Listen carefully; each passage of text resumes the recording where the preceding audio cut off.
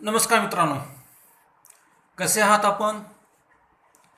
मला खात्री आहे आपण आपल्या कुटुंबासोबत घरीच सुरक्षित आहात. सर्वप्रथम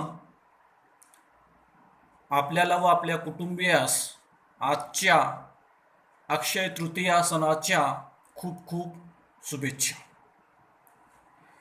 मी आपल्यासमोर व्यंकटेशा कॉम्प्युटेक सेल्फ डेव्हलपमेंट ट्रेनिंग प्रोग्रामच्या अंतर्गत एक सेल्फ डेव्हलपमेंटचं टूल्सची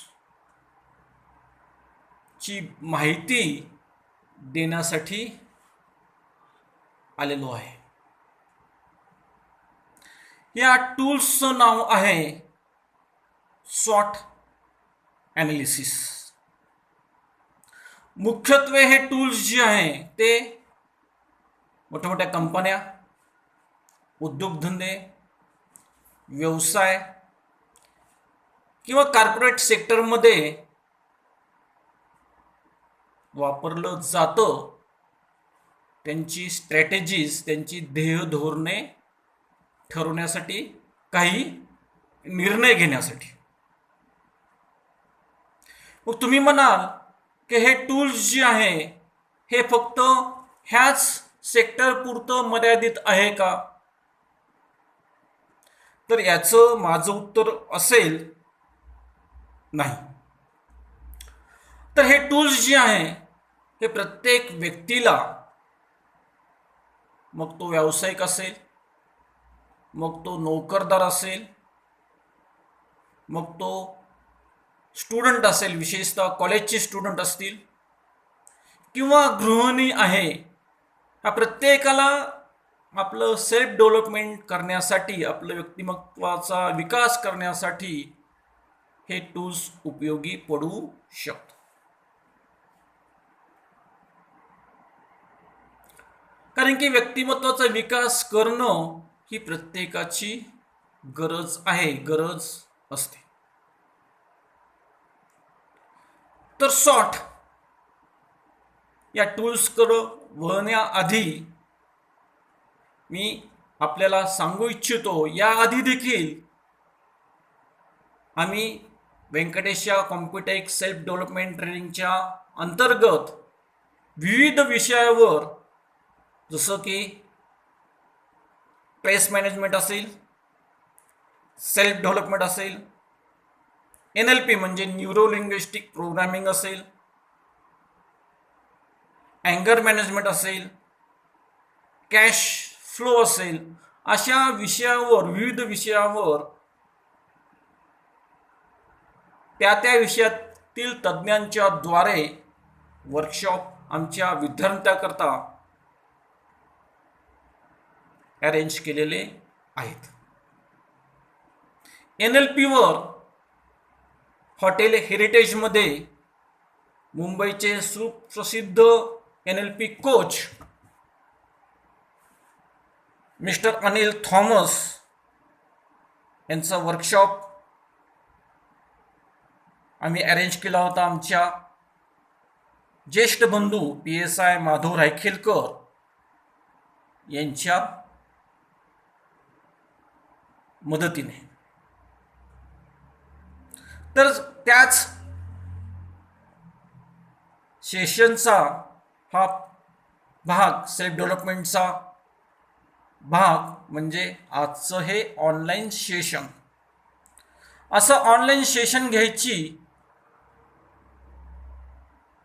ही पहिलीच वेळ आहे, पहिलाच प्रयत्न आहे. तर चला या सेल्फ डेव्हलपमेंट टूल्सच्या बाबतीत माहिती करून घेऊया. तर सॉट म्हणजे काय? SWOT.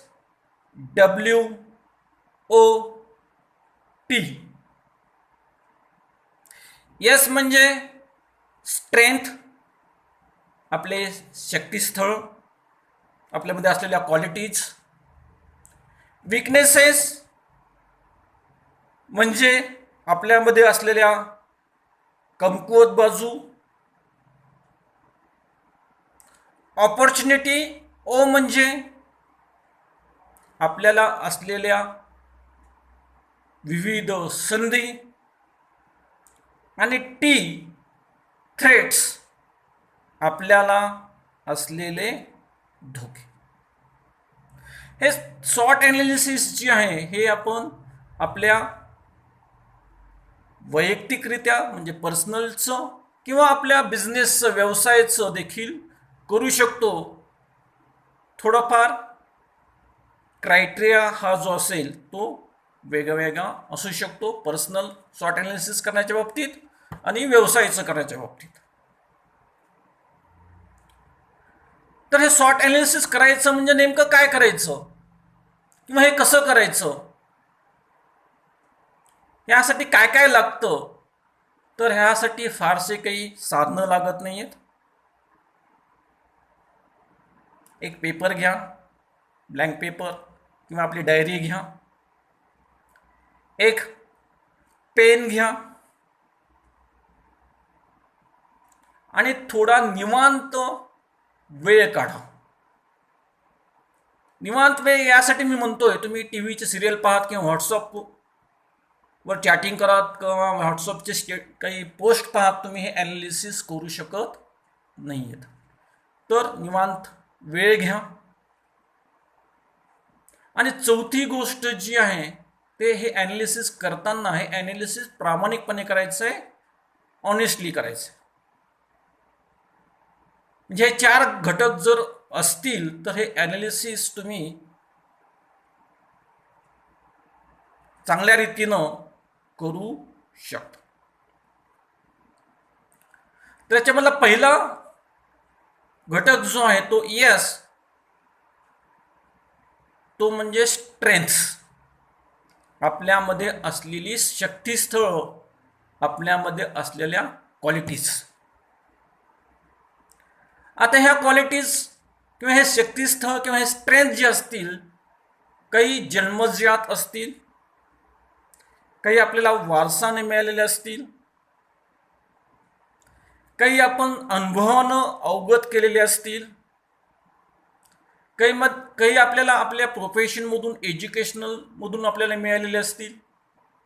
तर या स्ट्रेंथ जी आहे याची काय करा, यादी करा आणि यादी करताना त्याला नंबर्स टाका, 1 2 असे नंबर्स टाका. तर ह्या स्ट्रेंथमध्ये तुम्ही परत तुमचे छंद देखील लिहू शकता, तुमच्या चांगल्या सवयी तुम्ही लिहू शकता, त्या ज्या सवयी ज्या आहेत त्या तुमच्या प्रगतीला पूरक आहेत.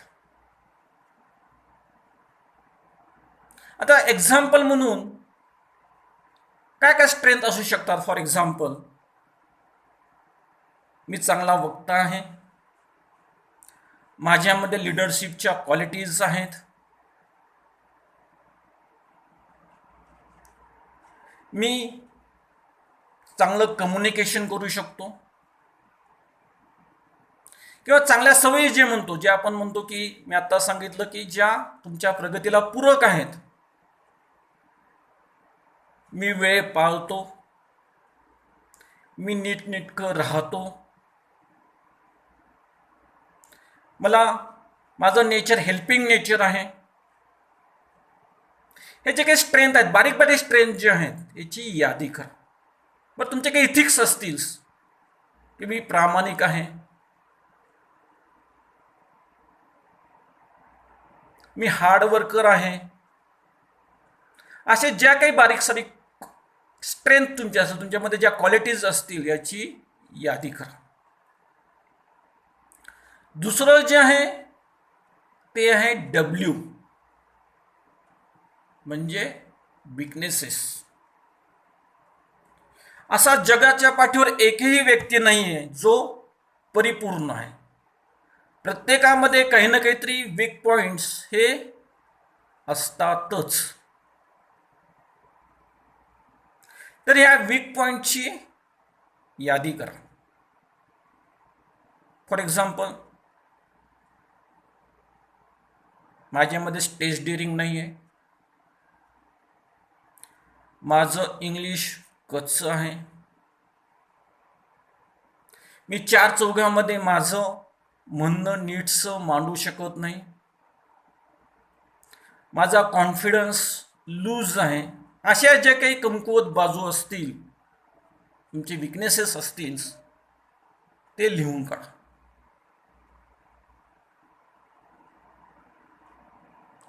किंवा काही तुम्हाला वाईट सवयी असतील ज्या की प्रगतीच्या आड येत आहेत, काही गोष्टी तुम्हाला आवडत नाहीत, ते प्रगतीच्या तुमच्या आड येत आहेत, त्याची देखील यादी या विकनेसेसमध्ये करा. एखादी आपल्याला गोष्ट आवडत नाहीये, ती प्रगतीचा आड येत नसेल तर चांगली गोष्ट आहे. फॉर एक्झाम्पल, मला शेपूची भाजी आवडत नाही समजा, तर शेपूची भाजीचं आणि प्रगतीचं काहीही संबंध नाहीये. हा, एखाद्या वेळेस एखादा बॅचलर व्यक्ती असेल तर तो होणाऱ्या आपल्या बायकोला सांगू शकतो, बाबा आधीच सांगू शकतो किंवा नंतर सांगू शकतो की बाबा ही मला भाजी फक्त आवडत नाहीये. गमतीचा भाग सोडून द्या.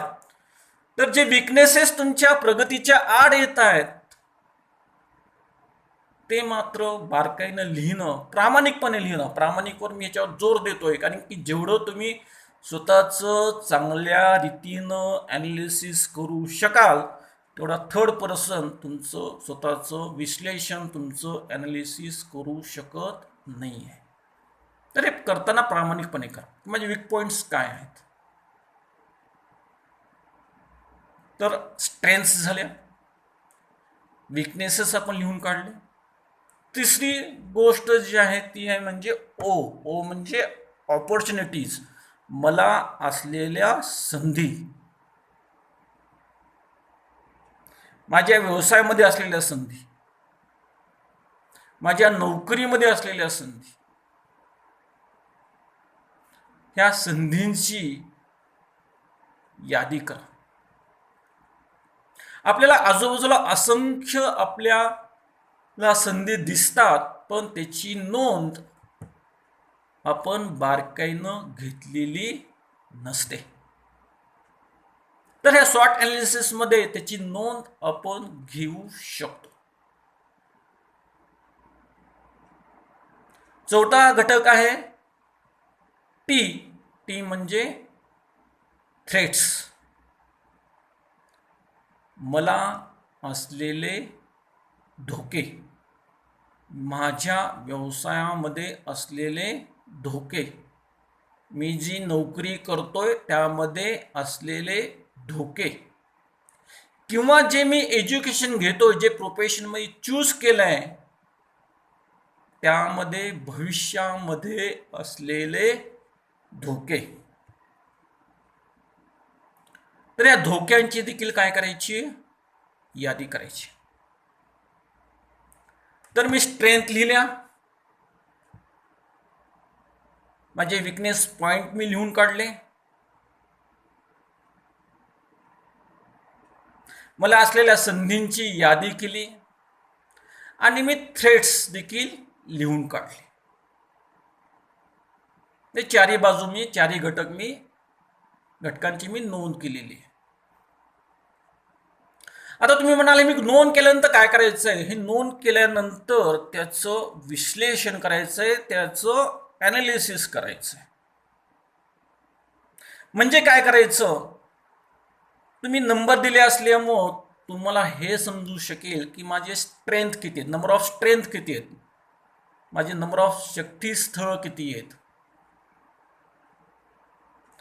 नंबर ऑफ विकनेसेस किती आहेत. फॉर एक्झाम्पल, माझ्यामध्ये 20 स्ट्रेंथ आहेत आणि विकनेसेस समजा 3 आहेत, तर फारसं काळजीचं कारण नाही आहे, कारण की स्ट्रेंथची संख्या ही विकनेसपेक्षा काय कमी आहे. ह्याच्या उलट जर असेल, 3च स्ट्रेंथ आहेत, 3च जमेच्या बाजू आहेत, विकनेसेस माझे 20 आहेत, तर तुम्हाला जास्त प्रयत्न करावे लागतील, जास्त परिश्रम घ्यावे लागतील.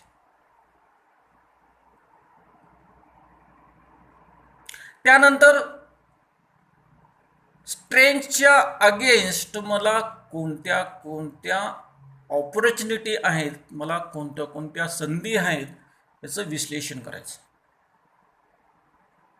काही कलेच्या बाबतीत संधी असतील,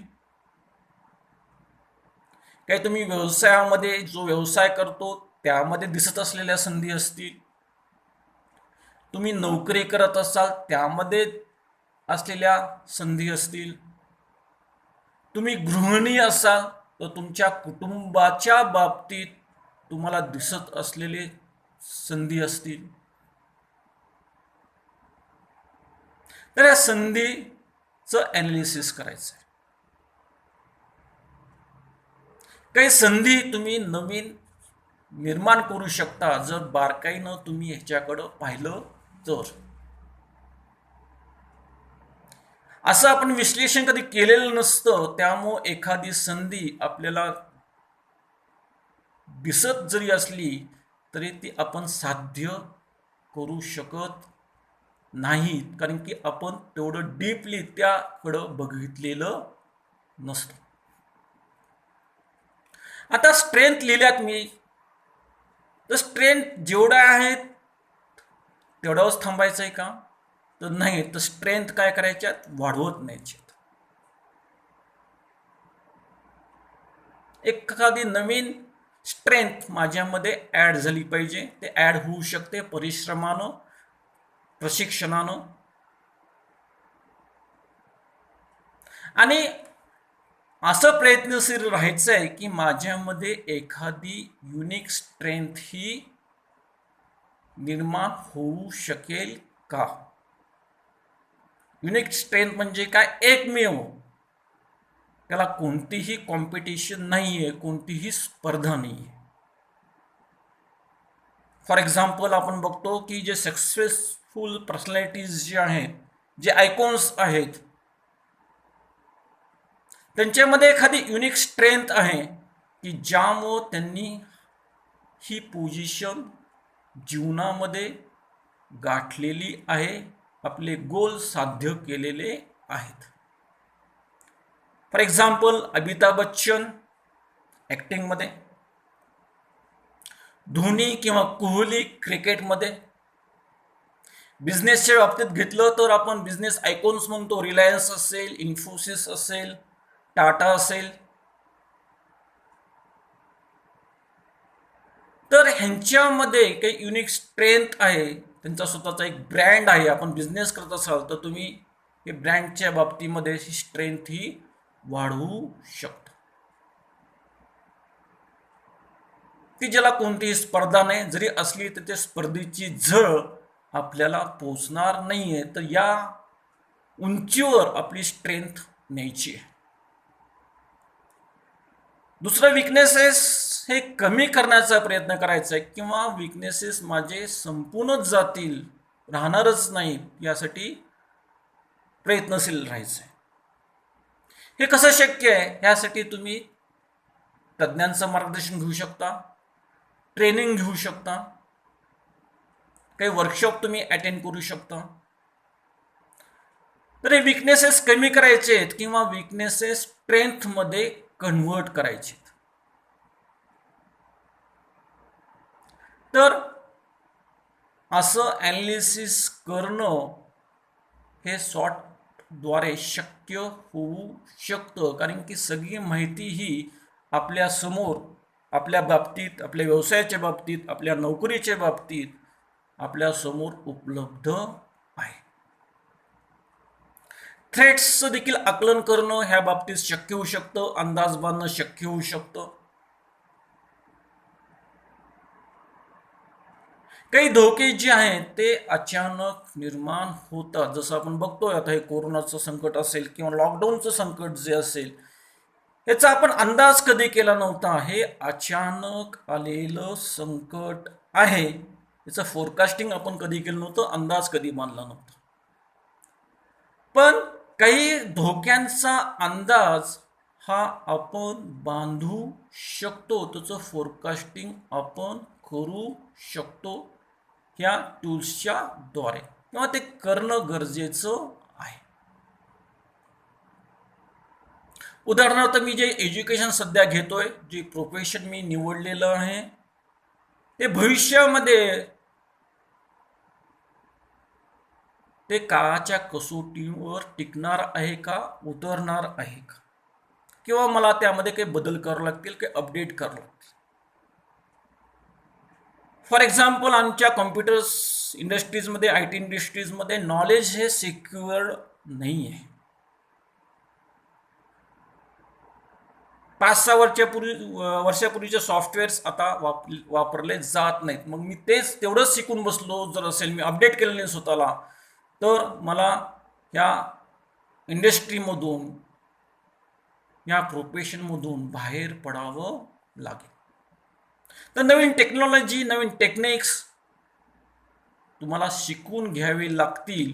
असे काही टेक्नॉलॉजीच्या बाबतीत धोके, व्यवसायाच्या बाबतीतले धोके तुम्हाला त्याचा अंदाज घेता येऊ शकतो, तो घेतलाच पाहिजे.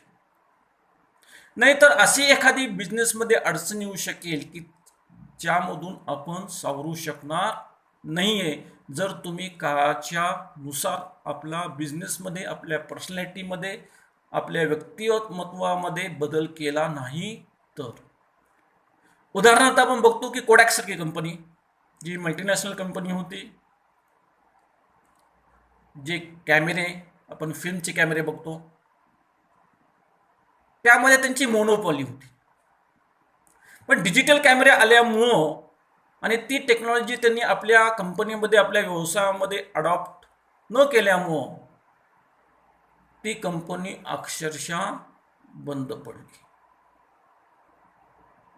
असं कोणत्याही व्यवसायाच्या बाबतीत, उद्योगाच्या बाबतीत घडू शकतं, जर आपण व्यवसायामध्ये काळाच्या नुसार बदल केले नाहीत तर. STD बूथ बघतो आपण, कॉइन बॉक्स बघतो, हे बिझनेसेस आता दिसत नाहीत मोबाईल आल्यामुळे. तर काही बिझनेस काळाच्या ओघामध्ये बंद देखील पडू शकतील. त्या बिझनेस करताना ह्याचा विचार जर आधीच केला, त्याचं फोरकास्टिंग केलं, त्याचा अंदाज बांधला, तर तो काळाच्या नुसार आपल्या व्यवसायामध्ये बदल करू शकतो. तर हे SWOT ॲनालिसिस जे आहे, SWOT, हे जर आपण केलं तर आपल्या सेल्फ डेव्हलपमेंटच्या बाबतीमध्ये आपण एक स्टेप नक्कीच पुढं जाऊ शकतो, खात्रीने पुढे जाऊ शकतो. तर या टूल्सचा वापर करा असं मी सांगेल, आवर्जून सांगेल. कारण की जर हे टूल्सचा वापर आपण वेळीच केला, एज फॅक्टरच्या बाबतीमध्ये बघतो आपण, तर बरेचशा गोष्टीचं तुम्हाला आकलन हे लवकर होऊ शकेल. तर हे टूल्स तुम्हाला तुमच्या सध्याच्या पोझिशनपेक्षा, सध्याच्या डेव्हलपमेंटपेक्षा एक स्टेप नक्कीच पुढं घेऊन जाईल याची मला खात्री आहे. आमच्या संस्थेचं ब्रीदच आहे, आमची व्यावसायिक कुशलता तुम्हाला पुढं घेऊन जाईल आणि ह्या ब्रीदनुसार हे टूल्स नक्की आपल्याला उपयोगी पडू शकतो. तर मी पुन्हा एकदा आपल्याला आवाहन करेल की आपण घरीच थांबा, स्वतःची काळजी घ्या, सुरक्षित राहा. या कोरोनाच्या संकट, हे संकट तसं बघितलं आपण, जर वेगळ्या दृष्टिकोनातून बघितलं या संकटाकडं, त्या संकटामधून देखील आपल्याला काही संधी मिळू शकतात, जर तसा दृष्टिकोन आपण निर्माण करू शकलो तर. आणि तसा दृष्टिकोन निर्माण करण्याचं काम हे शॉर्ट ॲनालिसिस टूल्स हे करू शकतं. तर स्वतःची काळजी घ्या, स्वतःच्या कुटुंबाची काळजी घ्या. खूप खूप धन्यवाद.